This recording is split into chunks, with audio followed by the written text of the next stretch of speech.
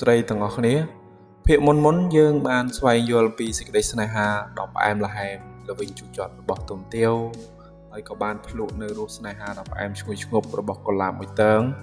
ជាមួយនឹងអ្នកកំឡោះចិត្តដែលនៅដែនដីប៉ៃលិនរួចមកហើយថ្ងៃនេះខ្ញុំនឹងនាំទាំងអស់គ្នាមកក្រេបរសថ្មីនៃលំអងផ្កាព្រៃដែលស្រពាប់សពូននាទឹកដីខេត្តបាត់ដំបងម្ដងក្នុងវីដេអូនេះអ្នកទាំងអស់គ្នានឹងបានស្ដាប់ការសង្ខេបសាច់រឿងឡើងវិញដើម្បីបានរំលឹកនិងយល់ពីសាច់រឿងបន្ថែមថាតើអ្នកនិពន្ធយើងលោកបានបង្កប់នៅភាពរីករាយទុកសោកកំសត់ទុរគតយ៉ាងដូចម្តេចខ្លះឥឡូវយើងចូលទៅកាន់សាច់រឿងផ្កាសពូនត្រូវបាននិពន្ធឡើងនៅឆ្នាំ1948ដោយកវីនិពន្ធលោកនូហាចដែលលោកមានទឹកដៃនិពន្ធយ៉ាងល្អឯកពិសេសប្រឡំលោកផ្នែកមនោសញ្ចេតនារឿងផ្កាស្រពោនមានកាលអាកាសនៅសម័យស្រុកទេសដែលត្រូវបានគ្រប់គ្រងដោយប្រទេសជិតខាងនាអាណាខេត្តនាទិសខាងលិចប្រទេស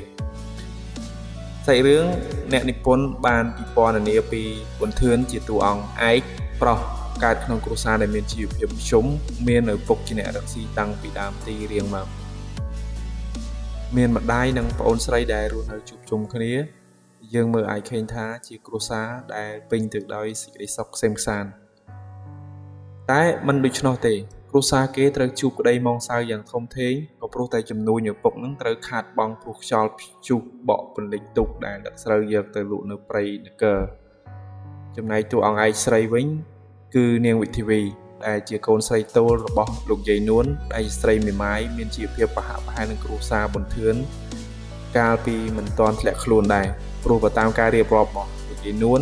ប្រាប់កូនស្រីគាត់ពីបញ្ហាគ្រួសារប៊ុនធឿនហ្នឹងគឺប្តីគាត់ជាខ្លើមរៈរកស៊ីជួញដូរជាមួយនឹងចិត្តប៊ុនថន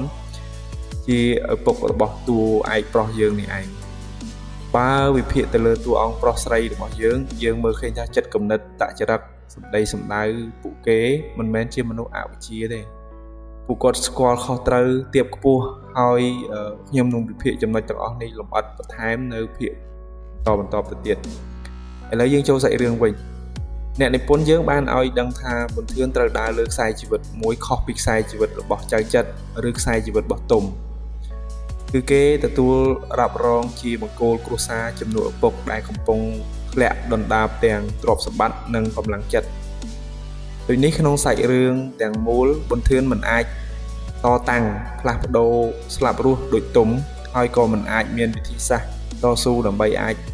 ចាប់យកផ្កាដែលខ្លួនប្រាថ្នាដោយទៅនឹងចៅចិត្តដែលសមបំណងនិងប្តីប្រឹងប្រែងរបស់ខ្លួន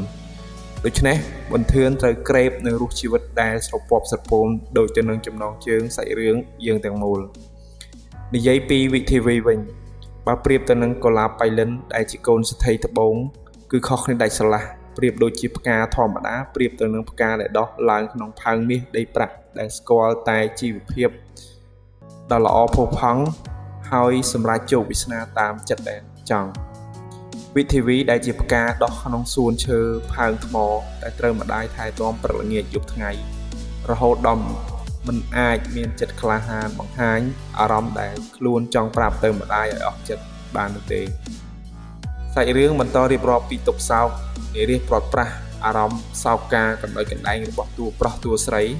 តាំងពីដើមរហូតដល់ចុងក្រោយវិធីវីត្រូវចោះចាញ់និងព្រមលិខិតរហូតធ្លាក់ខ្លួនឈឺដល់ថ្នាក់បាត់បង់ជីវិតចោលគូសង្សារដែលមិនបានត្រឹមជួបមុខចុងក្រោយនិយាយពាក្យក្នុងចិត្តចំណែកតួប្រុសដើម្បីបន្លប់ទុកធ្វើអស់គ្រប់កិច្ចការស្រែចម្ការដកស្ទូងរហូតដល់សុំអ្នកស្រុកទៅរឹកអស់នៅព្រៃជ្រៅរយៈពេលយូរថ្ងៃក្នុងព្រៃដែលគេមិននឹកស្មានថាការនេះជាការដែលត្រូវឲ្យគេខ្វៀងក្នុងការជួបសង្សារបណ្ដុលចិត្តជាលើកចុងក្រោយមុននាងអស់ជីវិតទៅសាច់រឿងយើងបានបញ្ចប់ត្រឹមតែវិបដិសារីដែលគ្រប់គ្នាមិនចង់បានមិនចង់ជួបជាបន្តយើងនឹងសាកល្បងប្រើវិធីសាស្ត្រដើម្បីអាចដោះស្រាយនៅវិញ្ញាសាជីវិតដែលអ្នកនិពន្ធលោកបានឲ្យតួអង្គយើងត្រូវជួបនិងដោះស្រាយប្រឈមមុខ1ប៊ុនធឿនគួរតែមានភាពរឹងមាំនិងឆ្លាតវៃដែលអាចបង្ហាញទៅម្ដាយវិធីវីដោយការប្រឹងប្រែងបន្តរៀនឲ្យចប់ចុងចប់ដើមនិងស្វែងរកការងារធ្វើឲ្យជាប់លាប់ជាជាងប្តេជ្ញាផ្ដួលជាមួយស្ថានភាពគ្រួសារហើយដាក់បន្ទុកមកលើខ្លួនឯងដែលជាហេតុធ្វើឲ្យអ្នកដទៃពិសេសយាយនួន រឹតតែមិនទុកចិត្តចំពោះអនាគតរបស់កូនស្រីគាត់ដែលត្រូវយើងមកផ្ញើទៅនឹងអ្នកកំឡោះយើង 2. វិធីវីគួរតែមានភាពក្លាហានជំរាបម្ដាយតាមត្រង់និងត្រូវពង្រឹងខ្លួនឯងដោយប្រឹងប្រែងរៀនសូត្រចំណេះជំនាញដែលអាចជួយយឹតយងករណីដែលនាងអាចបានបុណ្យធានជាស្វាមីទៅថ្ងៃក្រោយហើយម្យ៉ាងនាងអាចបញ្ជាក់ទៅម្ដាយបានថាខ្លួនអាចជួយខ្លួនឯងមិនឲ្យលំបាកដោយម្ដាយបារម្ភពីដើមសាច់រឿងនោះឡើយចំណុចនេះបើវិធីវីអាចមានវិធីក្នុងការបង្ហាញអំពីវិធីសាស្ត្ររបស់ខ្លួនដែលអាចរក្សាលំនឹងជីវិតចំពោះម្ដាយនាងម្លេះម្ដាយនាងក៏មិនបង្ខំដោយដាច់អហង្ការដោយម្ដាយទាវនោះដែរ 3. ចំពោះយានួនគាត់យល់ចិត្តកូនតែគាត់មិនយល់ពីស៊ីជម្រៅដល់ក្រអៅដួងចិត្តរបស់កូនស្រីដែលស្រពោនដោយសារមិនសមបំណងភាពមិនយល់របស់គាត់បានបាំងភ្នែកគាត់មិនអាចលើកទឹកចិត្តកូនស្រីដើម្បីព្យាបាលជំងឺផ្លូវចិត្តមួយនេះបែរទៅជារកគ្រូម៉និមន្តលោកមកស្រោចទឹកបញ្ជាន់អរិយដើម្បីព្យាបាលកូនតាមដែលអ្វីដែលគាត់យល់ឃើញថាជាជំងឺផ្លូវងងឹតទៅវិញចំណុចនេះបើគាត់ទល់មានព្រានប្រដៅវិធីវីពីតូចមកឲ្យមានទម្លាប់បើកចិត្តពិភាក្សានិងដោះស្រាយបញ្ហាម្លេះវិធីវីមិនស្រពោនក្រៀមស្វិតបាក់ទឹកចិត្តរហូតធ្លាក់ខ្លួនឈឺបែបនេះទេវិធីសាស្ត្រទាំង3ខាងលើយើងមិនបានវិនិច្ឆ័យថាវាជាកំហុសរបស់ពួកគាត់ទាំងស្រុងទេប៉ុន្តែវាជាផ្នែកមួយប្រសិនបើពួកគាត់អាចធ្វើបានដំណោះស្រាយនិងល្អប្រសើរជាងនេះតាមបទពិសោធន៍របស់ខ្ញុំការបើកចិត្តនិយាយរឿងក្នុងចិត្តចំពោះគ្រួសារគឺមានភាពលំបាកមួយចំនួនជាពិសេសគ្រួសារដែលពុំសូវមានទម្លាប់ពិភាក្សាដែលធ្វើឲ្យកូនមិនចង់បើកចិត្តនិយាយបញ្ហារកដំណោះស្រាយទេ